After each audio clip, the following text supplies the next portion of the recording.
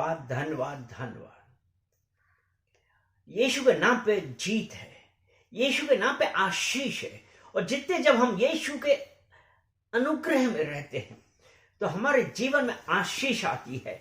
जब हम उसके भय में चलते हैं तो उसने परमेश्वर का वचन कहता है वो मुझसे कोई भी भली वस्तु रखना छोड़ेगा। हम उस परमेश्वर का धन्यवाद देते हैं कि उस परमेश्वर का धन्यवाद देते हैं जिसने आपके लिए और मेरे लिए अपना पुत्र यीशु मसीह 2000 साल से ज्यादा पहले आपके और हमारे लिए क्रूस पर बलिदान किया था। हम धन्यवाद देते हैं उस परमेश्वर के लिए कि वो परमेश्वर आज और आप से और मुझसे बातें कर रहा है और उसने कहा है कि मत डर, मैंने तुझे छुड़ा लिया है। वो परमेश्वर जो उसने हमारे लिए इस दुनिया में आया है और उसने हमसे हर रोज कहता है मत डर मत डर मत डर। पिता परमेश्वर हम धन्यवाद करते हैं क्योंकि ये जो डर है वो पिता परमेश्वर आपकी तरफ से नहीं है।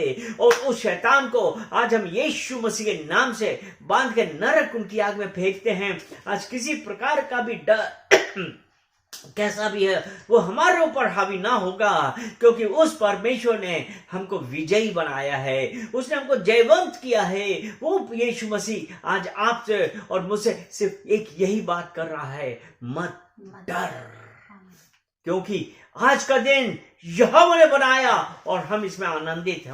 और जब हम आनंदित हैं तो भय काहे का। अगर हम भजन संहिता 118 और उसका 24 देखते हैं तो उसमें यही कहता है कि आज का दिन यहोवा ने बनाया है, हम इसमें आनंदित और मगन हो। वो परमेश्वर आज आपसे हमसे यही बात कर रहा है, आनंदित हो आनंदित हो आनंदित हो। आज हम उस परमेश्वर की जय जयकार करें और कहें कि परमेश्वर हम धन्यवाद करते हैं कि आपने मेरे लिए अपना लहू क्रूस पे बहाया और हम आनंदित हैं। हालेलुया। और इसी 118 और उसका 28 वचन हम देखते हैं, हम कहेंगे तू मेरा परमेश्वर है, मैं तुझे धन्यवाद देता हूं। तू मेरा परमेश्वर है, मैं तेरा गुणगान करता हूं। और परमेश्वर का वचन क्या कहता है कि हर बात पे धन्यवाद करिए। और जब हम उस परमेश्वर को हर बात पे धन्यवाद करते हैं और उसका गुणगान करते हैं तो उसने कहा है कि हर परिस्थिति में हम जब उस परमेश्वर का धन्यवाद करते हैं, हम शैतान को कहते हैं तू हमारे पैरों के तले है, क्योंकि हर परिस्थिति का, हर सिचुएशन का वो परमेश्वर हमारा है। हालेलुया। और जब आज वो परमेश्वर, अगर हम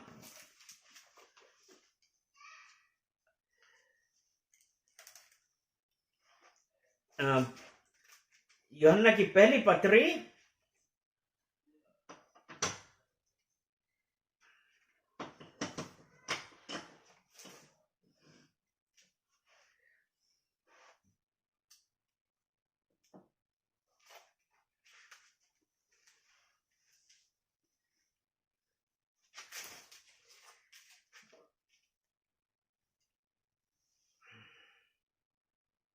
यूहन्ना की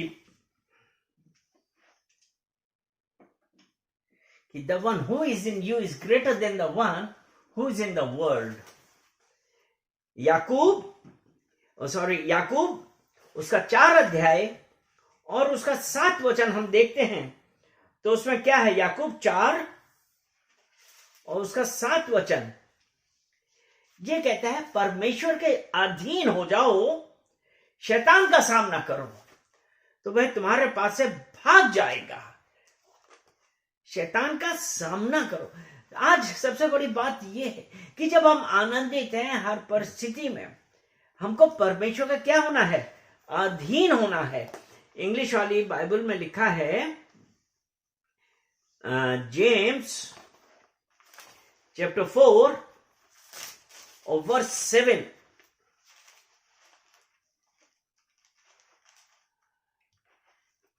उसमें लिखा है ना, submit to God, resist the devil. जब हम परमेश्वर के अधीन होते हैं, अर्थात हम जब परमेश्वर की आज्ञाओं पे चल रहे, परमेश्वर के अनुसार चल रहे हैं, तब उसने कहा परमेश्वर का अधीन होने का क्या मतलब है, अर्थात हमने परमेश्वर की आज्ञाओं पे चल रहे हैं, उसके भय में चल रहे हैं। इसीलिए उसने कहा ना कि जब हम परमेश्वर के अधीन होंगे तभी हम शैतान का सामना कर सकते हैं। आज हम में से कितने हैं जो परमेश्वर के अधीन है? शैतान हमसे क्या चाहता है? शैतान, आपको एक चीज पता है, शैतान हमसे कुछ करवा नहीं सकता है, लेकिन वो क्या करता है? शैतान का सबसे बड़ा हथियार क्या है? शैतान का सबसे बड़ा हथियार वो हमारे दिमाग से खेलता है, हमारी भावनाओं से खेलता है। और वो क्यों खेल जाता है और उसको क्यों सक्सेस मिलती है, वो क्यों सफल होता है? क्योंकि हम परमेश्वर का अधीन नहीं होते हैं, परमेश्वर की बातों पर, परमेश्वर के वचनों पर विश्वास नहीं करते हैं। क्योंकि अगर आपको ध्यान होगा, अगर आप जानते हैं कि अगर पुराने नियम में हम देखते हैं, पुराने नियम में शैतान ने क्या किया था? सांप ने क्या किया था? हवा के दिमाग में क्या डाला था? यहां पे एक चीज जब देखिए क्या है, क्योंकि 3 और 3 देखें, इंग्लिश पढ़िए। पर जो वृक्ष वाटिका के बीच में है, यहां पे उसके और एक वहां, यहां पे हम क्या देख रहे हैं?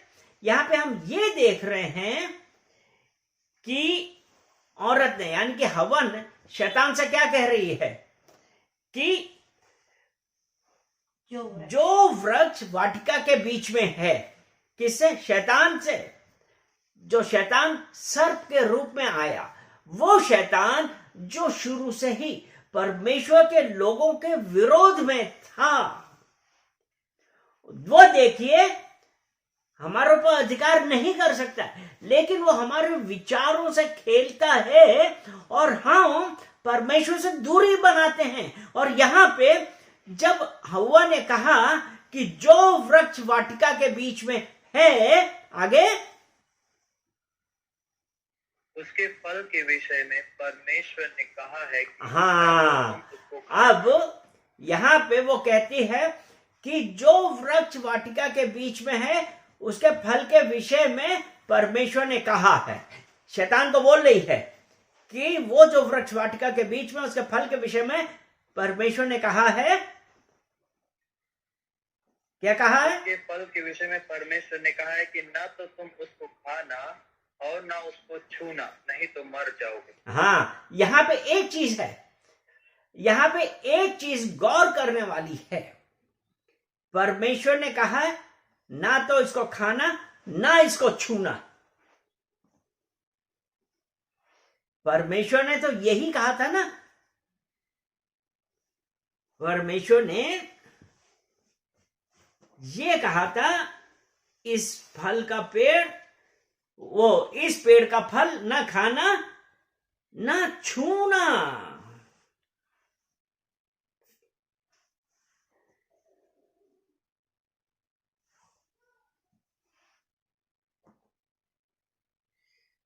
नहीं तो तुम मर जाओगे। ठीक है, आगे। तब सर्प ने स्त्री से कहा, तुम निश्चय न मरोगे। अब यहां पे देखिए, परमेश्वर, अगर हम उत्पत्ति 2 उसका 17 वचन पढ़े हैं, 16 और 17 दोनों पढ़ते हैं, 16 और 17।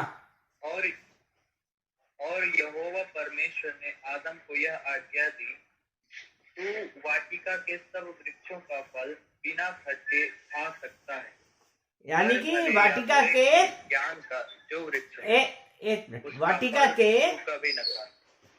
एक एक मनीराम एक एक पढ़ा कर रहो है ना, जी हमने दो है ना, एक एक पढ़ो। तो परमेश्वर ने कहा कि तुम इस वाटिका के प्रत्येक वृक्ष का फल वृक्षों का खा फल सकते हो। हाँ, बिना खट्टे खा सकते हो। और 17 में क्या कहता है? पर भले या बुरे के ज्ञान का जो वृक्ष है उसका फल तू कभी न खाना।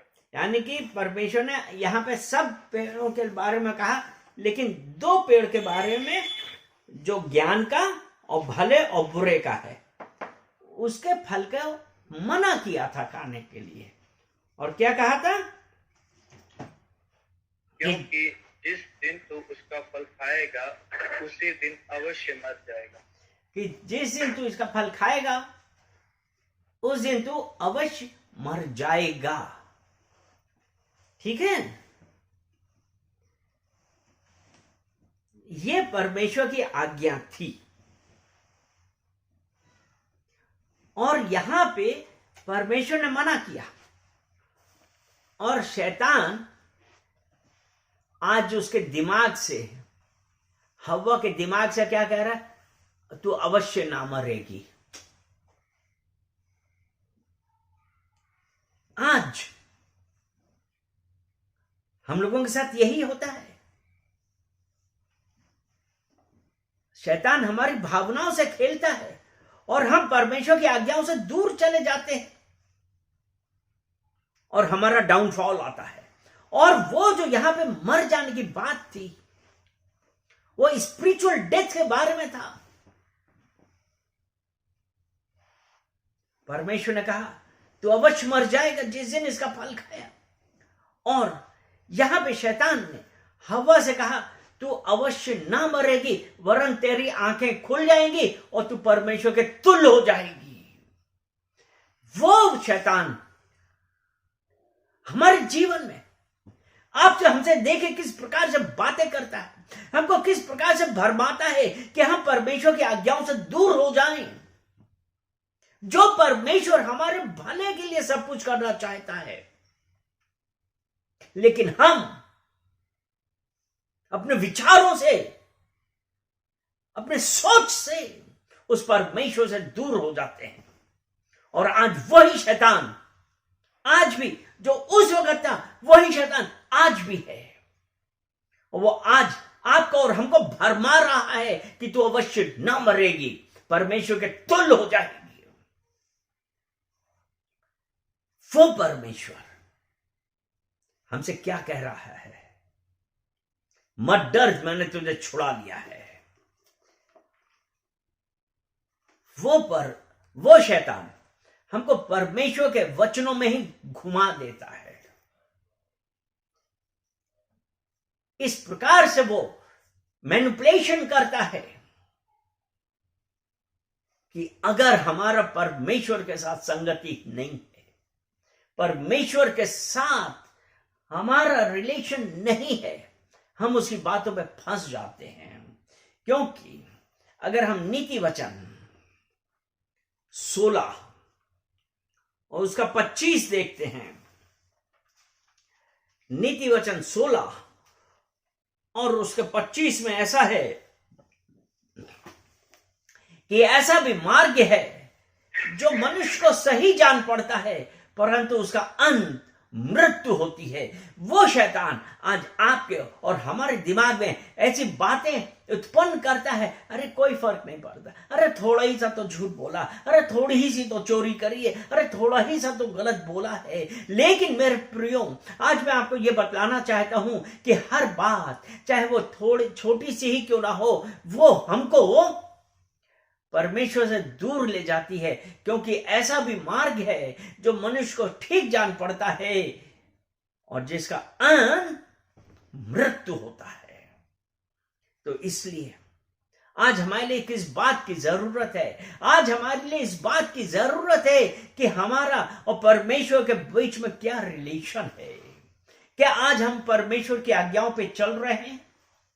कि आज भी हम अपनी इच्छा के अनुसार चलते हैं? और जबकि हम प्रार्थना करते हैं, परमेश्वर मेरी नहीं आपकी इच्छा मेरे जीवन में हो जाए,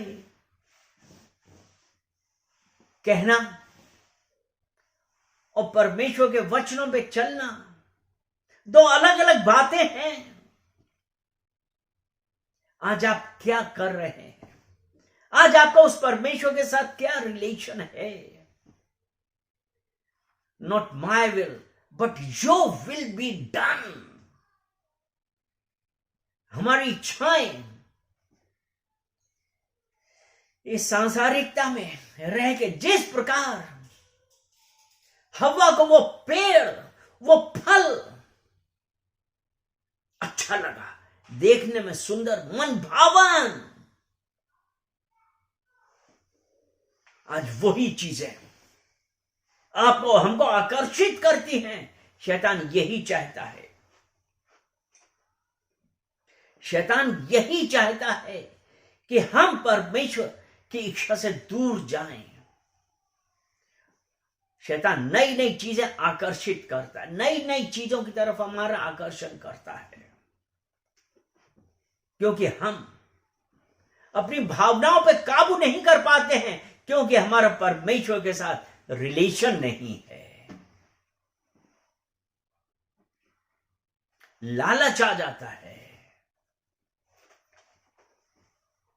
और ये लालच जो है, लालच हमको क्या करता है?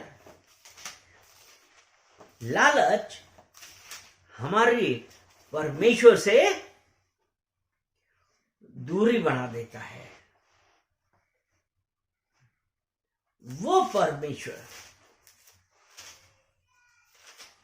और लालच किस प्रकार से आता है? जब हम कोई चीज देखते हैं, हमारी इच्छाओं के ऊपर वो अधिकार कर लेता है।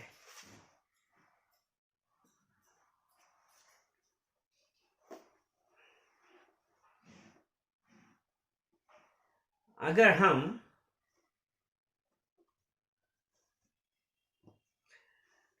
कुलीसियों की पत्री उसका 5 अध्याय, वो 3 अध्याय और 5 वचन, कुलीसियों 3 उसका 5,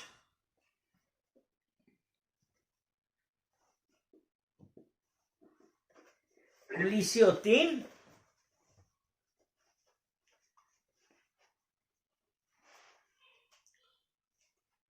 और उसका 5,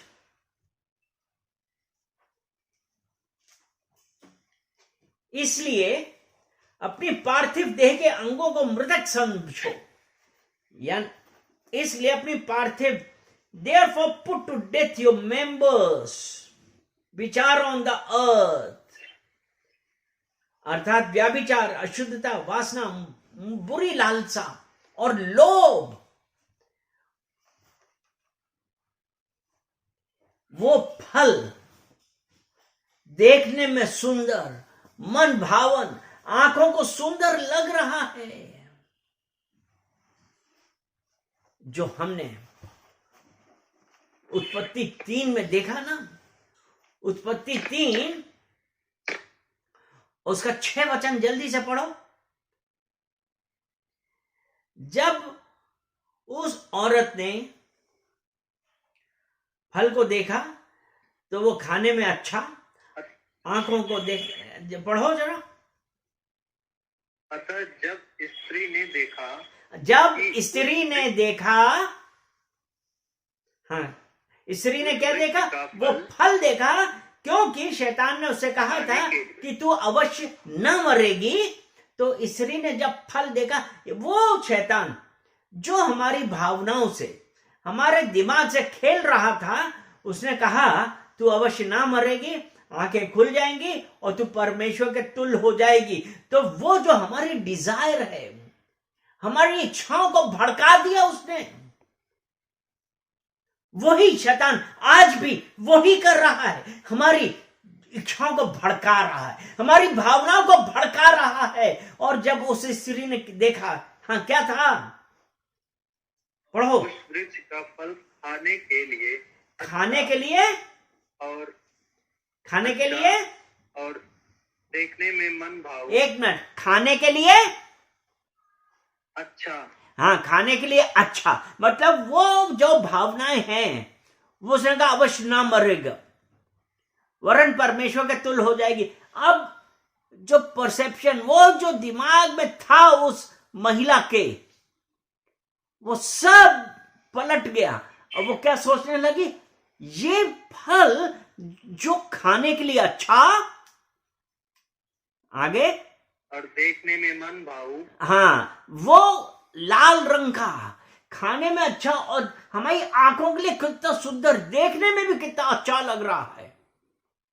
हाँ, और बुद्धि देने के लिए चाहने योग्य भी है क्या बुद्धि देने के लिए, चाहने योग्य भी है। हाँ, बुद्धि देने के लिए चाहने योग्य भी है। तब उसमें से तोड़ कर खाया। हाँ, आज शैतान वही कर रहा है कि हमको देख रहे हैं, हमको सुंदर लग रहा है, खाने के योग्य लग रहा है कि बुद्धि भी देगा, और हमने वो खाया है।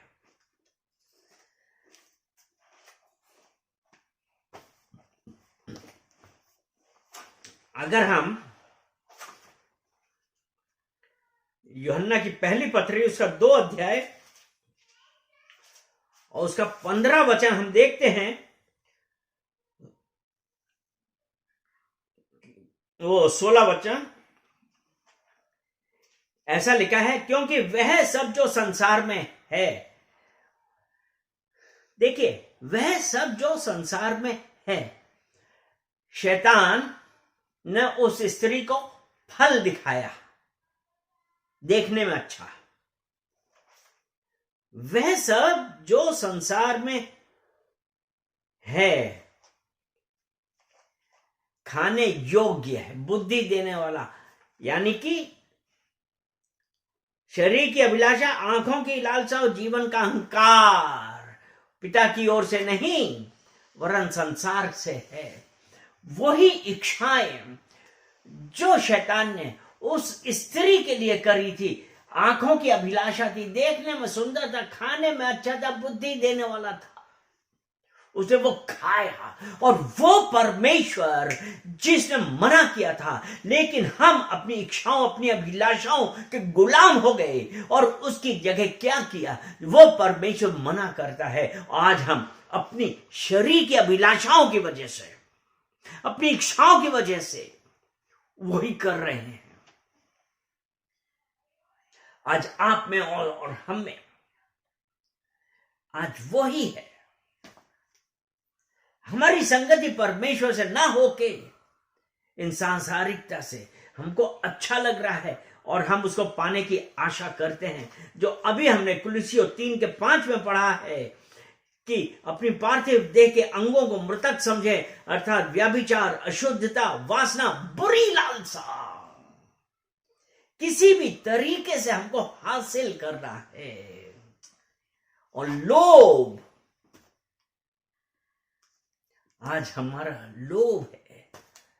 मतलब आज हम में से कितने भी लोग हैं कि उस चीज को एक बना लिया है कि नहीं, उसके प्रति हमारे अंदर हमारी भावनाएं भड़क रही हैं कि किसी तरीके से भी हम आज उसे हासिल कर रहे हैं, किस प्रकार में से मैं उसको पा सकता हूं।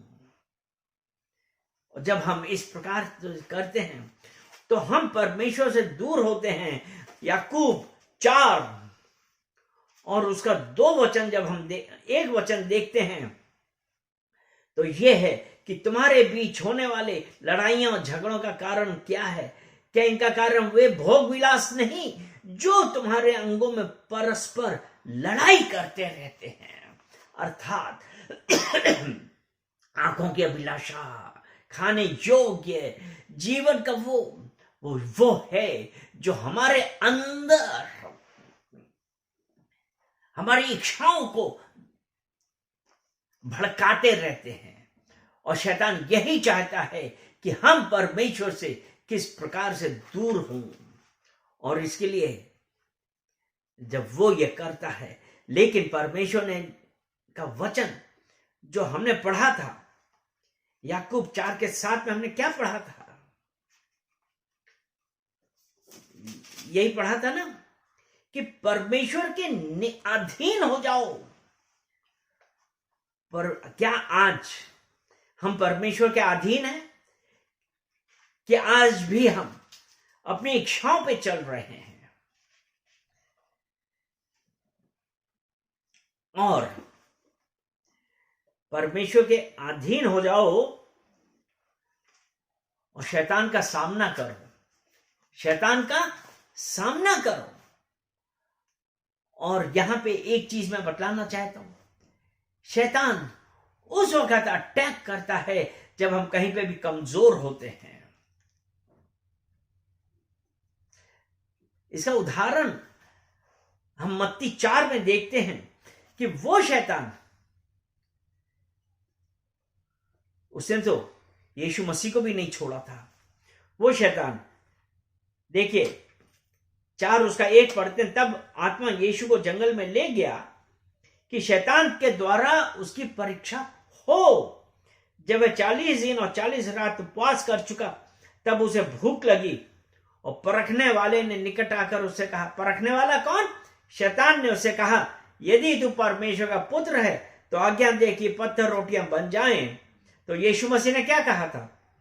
पर उसने उत्तर दिया, यह लिखा है, मनुष्य केवल रोटी ही से नहीं परंतु हर एक वचन से जो परमेश्वर के मुख से निकलता है जीवित रहेगा। हालेलुया। तो इसलिए जब वो परमेश्वर का वचन याकूब 4:7 में कहा है कि परमेश्वर के अधीन हो जाओ, शैतान का सामना करो, तो वह तुम्हारे पास से भाग जाएगा।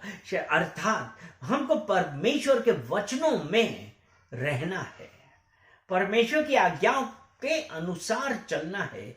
इसीलिए यहोशू 1:8 में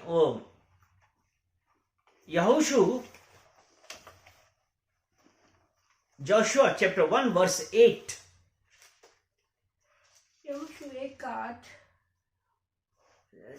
यहोशू 1 और उसका 8 ये कहता है कि व्यवस्था की यह पुस्तक तेरे चित्त से उतरने ना पाए, इस पर दिन रात ध्यान लगा और जो कुछ भी इसमें लिखा है उसके अनुसार करने की तू चौकसी करे, तभी तू सफल होगा, तेरे सभी कार्य सफल होंगे।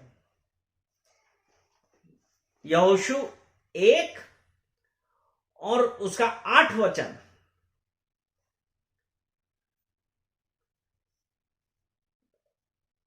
यहोशू 1 और उसका 8 वचन,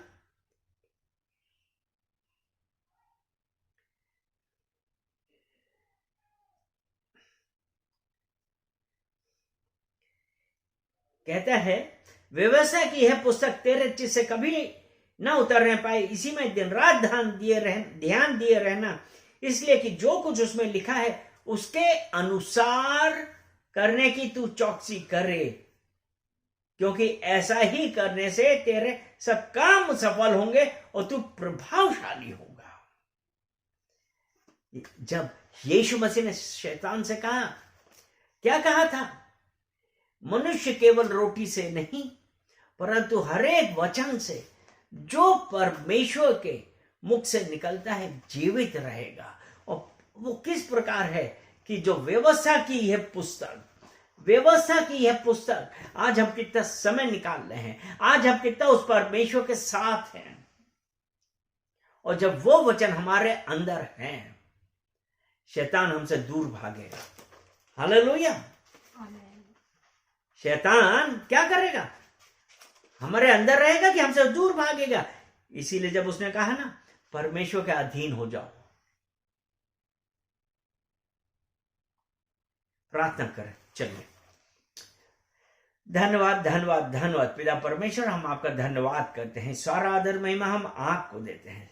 पिता परमेश्वर, प्रार्थना करते हैं कि पिता परमेश्वर कि हम आपके जानने के, अपने आप को वचनों को जानने के बावजूद भी पिता परमेश्वर हम अपनी इच्छाओं के गुलाम हो गए, और पिता परमेश्वर हम आपसे दूर हुए और इन सांसारिक चीजों को देख के उनकी तरफ आकर्षित हुए, और पिता परमेश्वर आपके साथ समय बिताने की बजाय हम इस उधेड़ बूंद में रहे कि किस प्रकार उस चीज को हासिल किया जाए।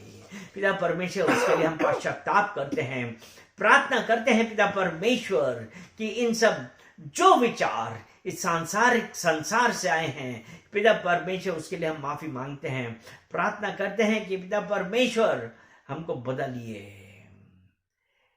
क्योंकि आपका वचन कहता है और यहोवा की ओर मुड़े। पिता परमेश्वर हम धन्यवाद करते हैं कि हमने पश्चाताप किया, आपने हमें माफ कर दिया है।